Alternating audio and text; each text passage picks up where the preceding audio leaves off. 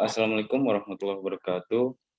Kenalkan kami dari kelompok 3 yang beranggotakan saya sendiri Avanta Reza, ada Aprilia Eka Putri, ada Anissa Yuniulatia dan Putri Amelia Syafarani.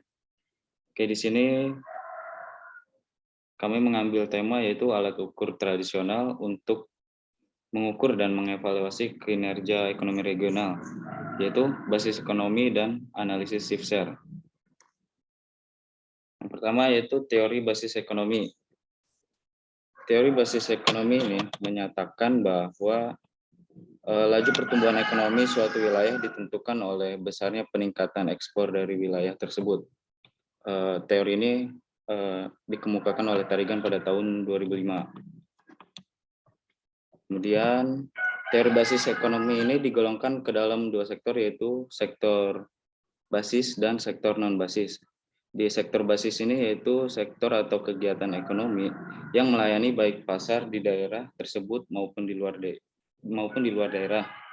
Secara tidak langsung, daerah ini mempunyai kemampuan untuk mengekspor barang dan jasa yang dihasilkan oleh sektor tersebut ke daerah lain. Kemudian di sektor non-basis yaitu sektor yang menyediakan barang dan jasa untuk masyarakat di dalam batas wilayah perekonomian tersebut. Berdasarkan teori ini, sektor basis ini perlu dikembangkan dalam rangka memacu pertumbuhan ekonomi di suatu daerah. Kemudian menurut BPS, Badan Pusat Statistik, pada tahun 2004 menyatakan bahwa jumlah nilai tambah yang dihasilkan untuk seluruh unit usaha dalam suatu wilayah atau merupakan seluruh nilai barang dan jasa akhir yang dihasilkan seluruh unit ekonomi di suatu wilayah. Dalam laju pertumbuhan ekonomi wilayah tersebut memiliki faktor yang mempengaruhi kemajuan sektor basis, yaitu perkembangan jaringan, komunikasi dan transportasi, perkembangan teknologi, perkembangan pendapatan dan penerimaan daerah, serta perkembangan prasarana ekonomi dan sosial. Kemudian inti dari teori ini yaitu bahwa arah dan pertumbuhan suatu wilayah ini ditentukan oleh ekspor wilayah tersebut. Kemudian sektor basis dan non-basis ekonomi di suatu wilayah dapat diketahui dengan menggunakan analisis location question atau LQ. Oke, selanjutnya. Apa itu location quotient? LQ ini digunakan untuk mengetahui seberapa besar tingkat spesialisasi sektor basis atau unggulan dengan cara membandingkan perannya dalam perekonomian daerah tersebut dengan peranan kegiatan atau industri sejenis dalam perekonomian regional. Nah, konsep dari teori ini bahwa kegiatan ekspor merupakan mesin pertumbuhan. Tumbuh atau tidak tumbuhnya suatu wilayah dalam cepat tidaknya wilayah itu ditentukan oleh bagaimana kinerja wilayah tersebut sebagai eksportir ke daerah lain ataupun ke luar negeri. Salah satu cara dalam menentukan suatu sektor sebagai sektor basis atau non-basis adalah analisis LQ ini. Nah, Arsyad menjelaskan bahwa teknik location quotient ini membagi kegiatan ekonomi suatu daerah menjadi dua golongan, yaitu yang pertama, kegiatan ekonomi yang melayani pasar di daerah itu sendiri maupun di luar daerah yang bersangkutan.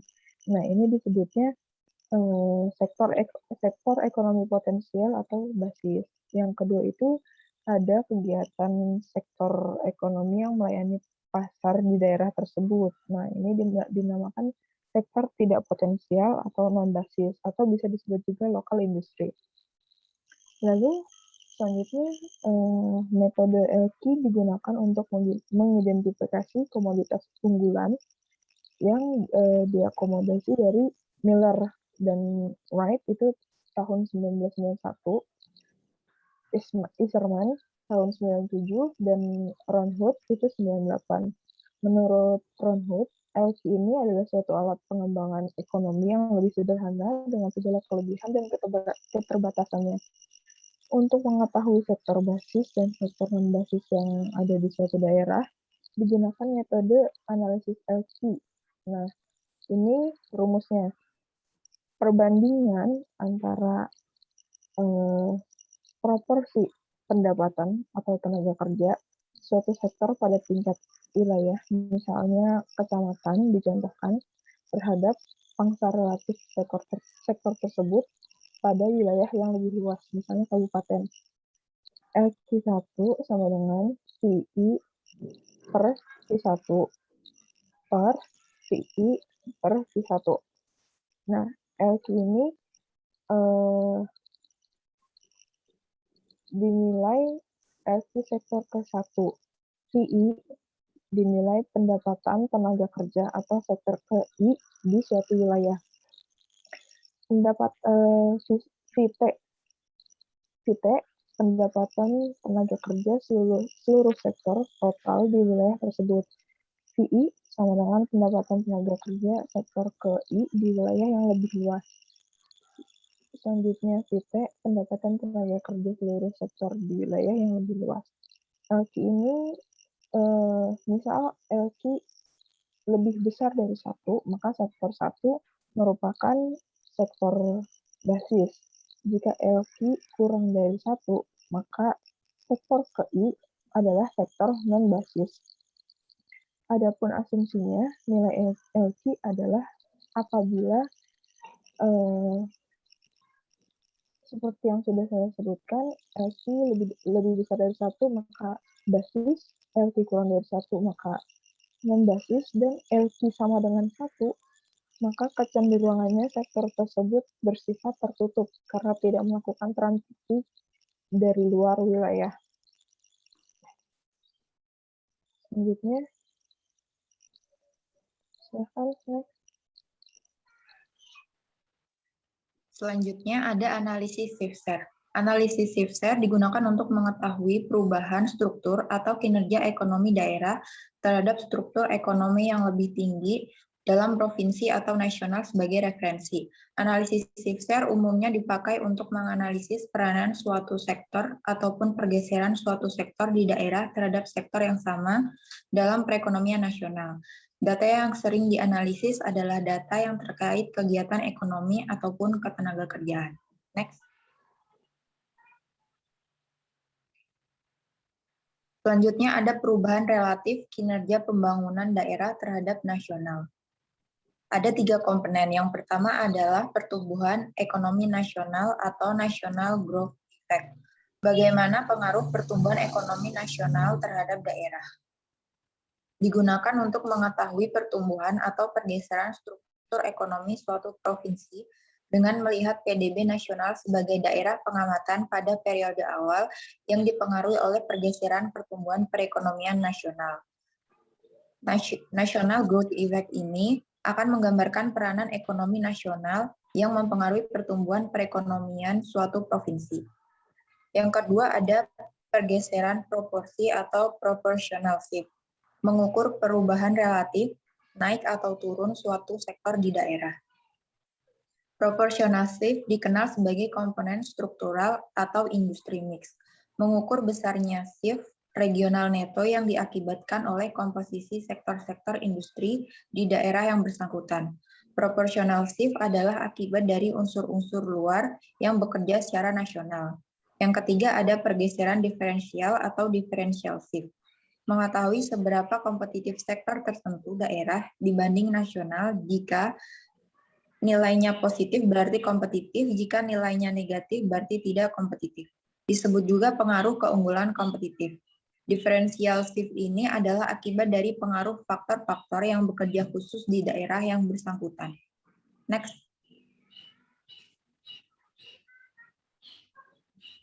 Selanjutnya ada beberapa bentuk persamaan umum analisis Shifter. Yang pertama adalah untuk industri di sektor I di wilayah J. Dengan persamaan ditunjukkan oleh persamaan 1. DIJ sama dengan NIJ plus MIJ plus CIJ.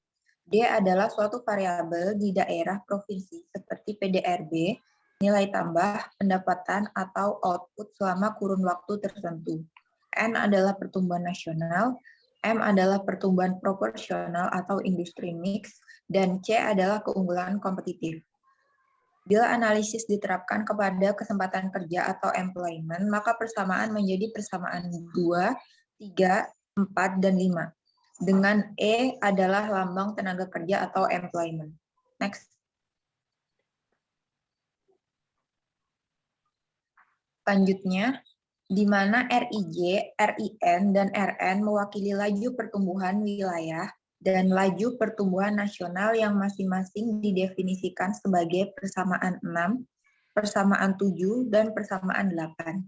Sedangkan EIJ adalah tenaga kerja di sektor I di wilayah J, EIN adalah kesempatan kerja di sektor di tingkat nasional, dan EN adalah kesempatan kerja nasional.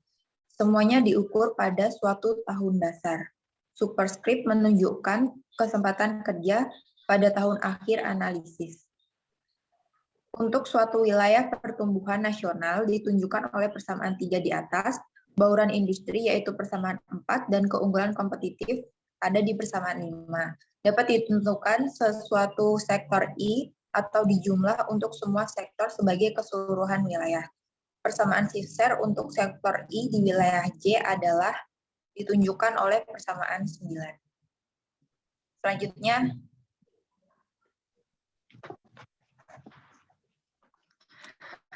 lalu kemampuan teknik analisis shift share ini untuk memberikan 2 indikator positif yang berarti bahwa suatu wilayah mengadakan spesialisasi di sektor-sektor yang berkembang secara nasional atau industri mix effects, dan bahwa sektor-sektor dari perekonomian wilayah telah berkembang lebih cepat daripada rata-rata nasional untuk sektor-sektor itu, atau bisa disebut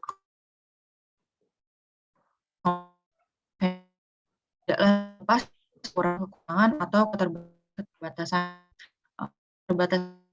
dari shift share ini dibedakan antara keterbatasan secara teorikal dan keterbatasan secara empirik. Lalu yang pertama itu keterbatasan teoretikal dari metode analisis shift share.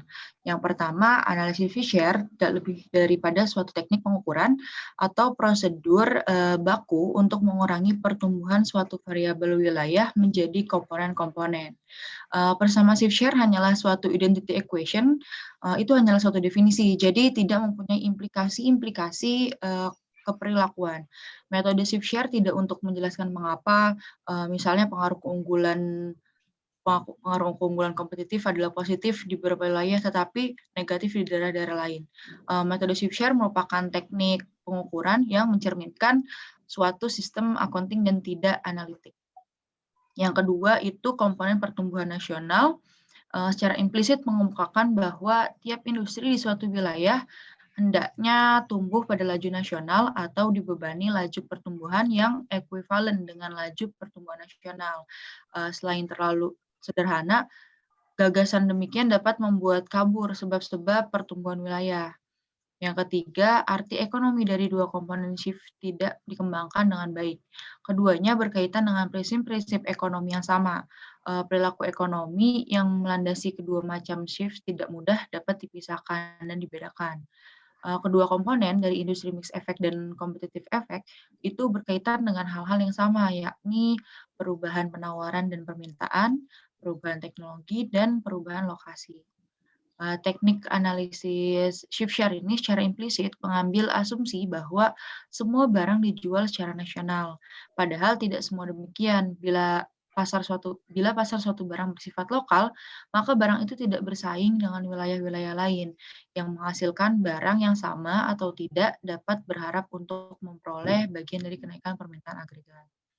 Lalu next, selanjutnya. Keterbatasan empirik dari teknik analisis shift share.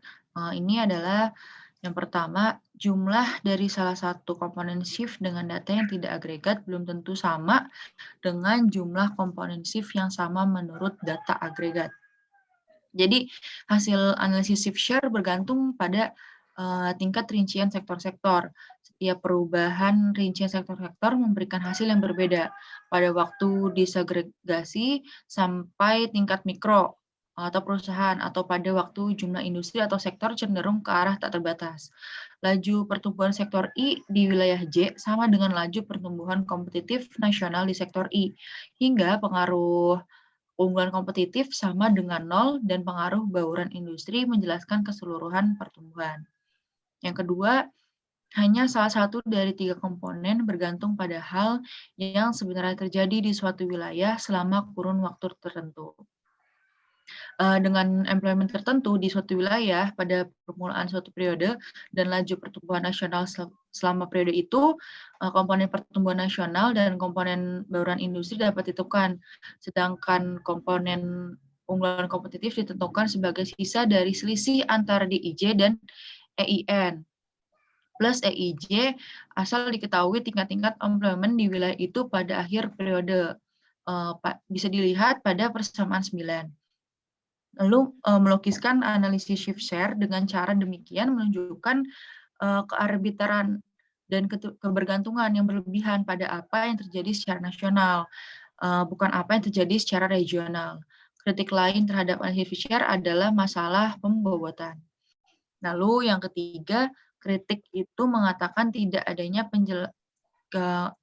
penjelasan tentang perubahan dalam struktur ekonomi regional selama periode analisis. Klassen dan Panik dan Stilwell menurut mereka pada persamaan 9 menunjukkan bahwa semua laju pertumbuhan nasional dan regional diberi bobot tingkat kesempatan kerja pada tahun dasar. Untuk mengatasi masalah ini, ada yang menyarankan menghitung angka rata-rata antara tahun dasar dan tahun akhir analisis. Ada pula yang menggunakan kombinasi konveks dari angka-angka awal dan akhir sebagai dasar. Lalu selanjutnya masalah lain adalah masalah pengaruh-pengaruh yang saling terkait. Persamaan 4 dan persamaan 5 menunjukkan bahwa struktur ekonomi regional menentukan besaran baik pengaruh bauran industri maupun pengaruh unggulan kompetitif. Akibatnya kedua pengaruh itu saling terjalin. Selain itu, pengaruh unggulan kompetitif bukanlah ukuran keunggulan kompetitif yang sejati. Jadi, meskipun dua daerah memiliki tingkat peninggalan kompetitif atau RIJ min RIN yang sama di suatu sektor, daerah dengan spesialisasi atau konsentrasi kesempatan kerja yang lebih besar memiliki keunggulan kompetitif yang lebih besar. Ini tidak benar. Dengan demikian, komponen ketiga CIJ dan dari teknik analisis share ini tidak mengukur hal yang digambarkan sebagai keunggulan atau ketidakunggulan kompetitif. Lalu next.